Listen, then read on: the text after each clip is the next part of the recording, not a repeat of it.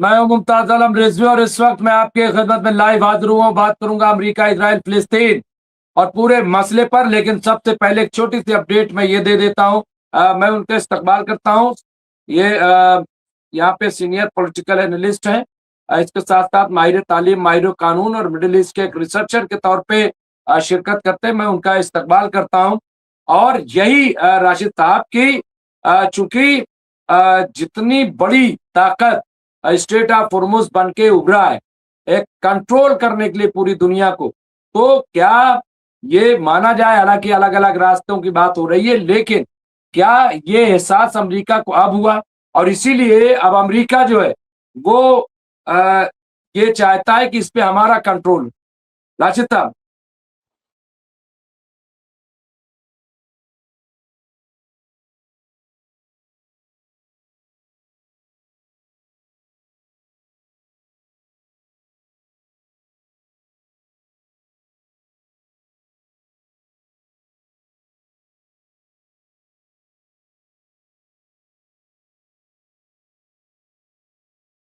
Mute कर लीजिए। अरे राशिद साहब, अनम्यूट कर लीजिए प्लीज प्लीज, मुझसे नहीं होगा। जी जी जी जी।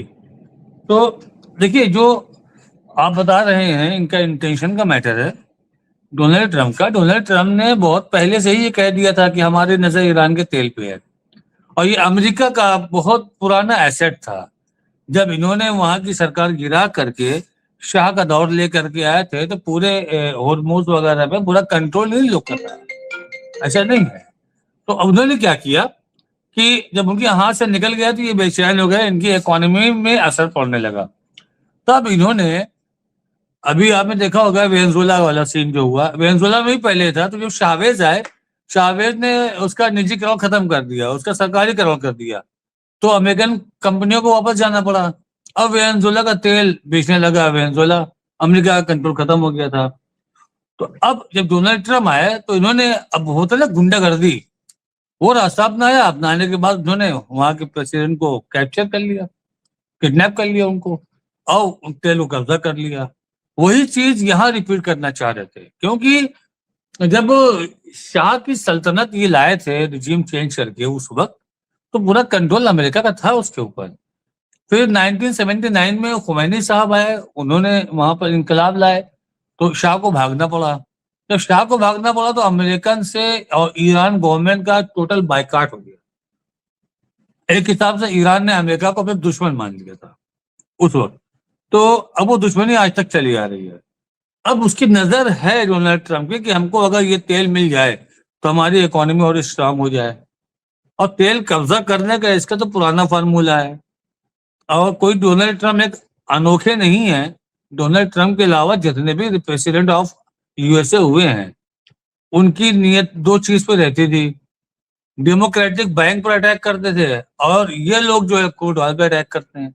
मतलब दोनों की पॉलिसी अलग अलग है, लेकिन एक चीज बोलते हैं ना, डकैती, वो एक सेम फॉर्मेट दोनों का है।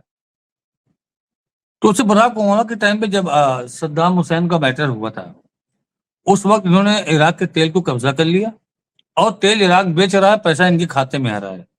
ये उसके पैसे को चंदा की तरह देते हैं वापस। लो कितना खर्चा है दिखाओ जरा, लिस्ट लाओ, क्या एक्सपेंसेस तुम्हारे हैं। अब तेल उनका कई लाख करोड़ के बिका, उससे मतलब नहीं है। तुम बताओ तुमको 1000 चाहिए कि 2000 चाहिए, ये हाल है। तो ये है पूरा डकैती फॉर्मेट। और उस पे ये देखिए, कल जर्मनी और फ्रांस ने एक आग्रह किया कि ईरान को चाहिए कि बातचीत करे, और ये चीजें बहुत अच्छी नहीं है किसी भी देश के लिए, और इसके वजह से पूरी दुनिया में परेशानियां हो रही हैं।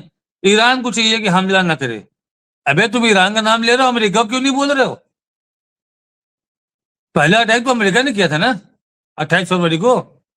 और उसके बाद भी यहाँ भी अभी भी जब सीज फायर हुआ, उसके बाद भी बीच बीच में अमेरिका अटैक कर रहा है। तो अमेरिका को बोलने की हिम्मत तुम्हारी नहीं है, तुम सीधा तनकीद करते हो। वही कहावत है ना कि गरीब की लड़की के चरित्र पर उंगली सब उठाते हैं। जो मजबूत देश है, जिसे तुम डर रहे हो, जो टेरर फैला रहा है, तुम इसके खिलाफ नहीं बोल सकते हो कि अमेरिका को चाहिए कि अमेरिका ये बंद करे, हथियार हमला बंद करे। जिससे कि हुर्मुज का समस्या का समाधान निकाला जा सके बैठ करके। अमेरिका को नहीं बोल रहे हो, ईरान को बोल रहे हो कि ईरान बंद करे।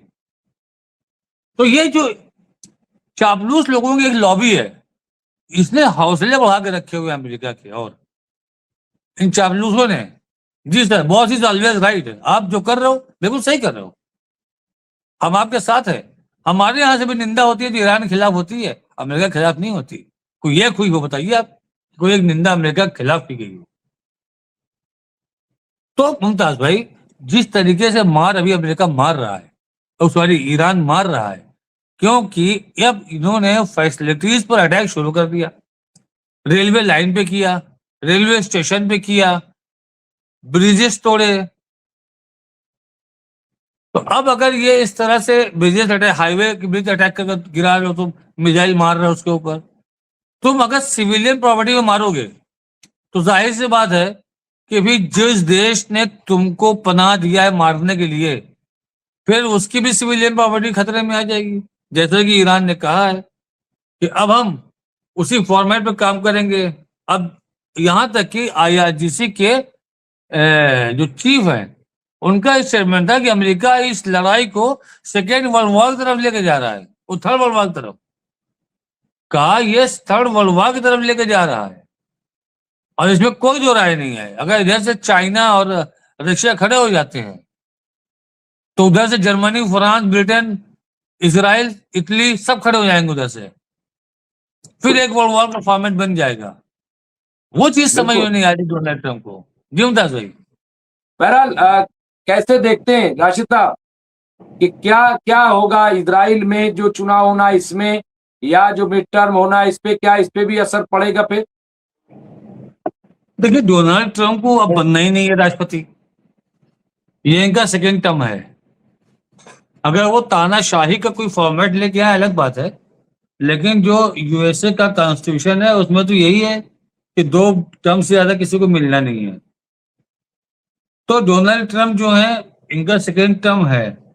हाँ, एक थोड़ा सा एक प्रॉब्लम ये आती है कि अगर ये मिड इलेक्शन में ये मेजोरिटी में नहीं आए, इनको बड़ी जीत नहीं मिली, ये माइनॉरिटी में रह गए, तो इनके जो पावर्स हैं वो लिमिटेड हो जाएंगे। तो ये बड़ी पॉलिसी पर, स्पेशली जैसे फंड वगैरह, फंडिंग पॉलिसी होती है, जंग की पॉलिसी होती है, उसमें इनको फिर जैसे 6 महीने का, सॉरी 60 दिन का एक पीरियड मिलता है कि 60 दिन में आप केस को खत्म कर लो। अगर उससे ज्यादा कोई वॉर चलता है तो उसके लिए आप कांग्रेस से परमिशन लो। तो मैक्सिमम क्या होता है कि दोनों हाउस में, लोअर अपर दोनों जगह रूलिंग पार्टी की मेजोरिटी रहती है, तो परमिशन मिल जाया करते थे। लेकिन आज की स्थिति ये है कि आज अभी हमने देखा होगा 10 दिन पहले भी अपर हाउस में भी ये हारे, उससे पहले लोअर हाउस में हारे।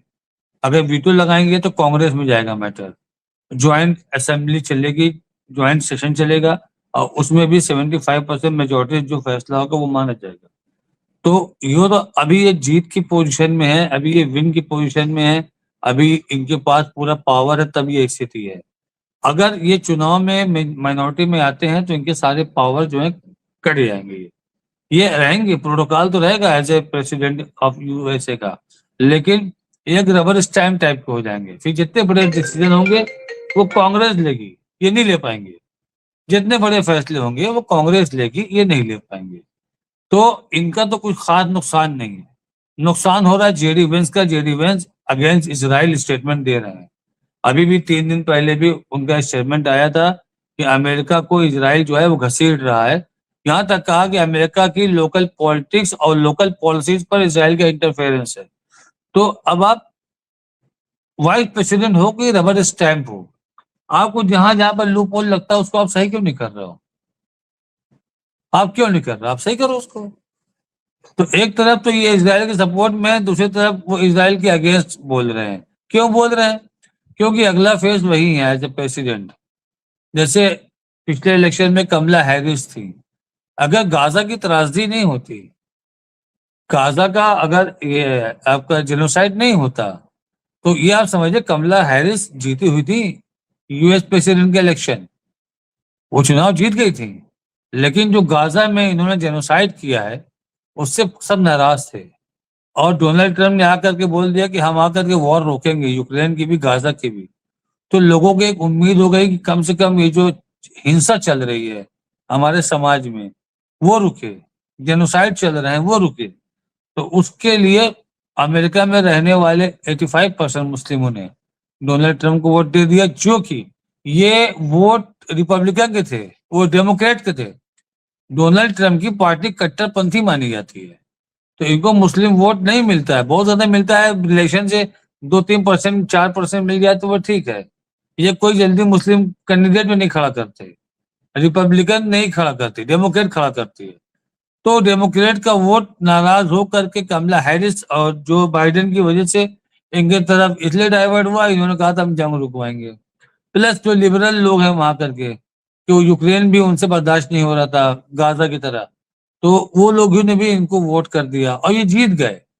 जीतने के बाद इन्होंने जो तेवर चेंज किए तो आज के लोग वहां बहुत नाराज हुए और वो कह रहे हैं कि किसी भी कंडीशन में हम रिपब्लिकन को वोट नहीं देंगे, इनके तरफ से कोई भी खड़ा हो जाए, डोनाल्ड ट्रम्प ही न सही कोई भी खड़ा हो जाए, हम उसको वोटिंग नहीं करेंगे रिपब्लिकन को। ये मेरी बहुत बड़ी गलती थी। बहुत सारे लोगों ने रिपब्लिकन छोड़ दिया है, उसी का टेंशन जेडी वेंस को है, डोनाल्ड ट्रम्प को नहीं है।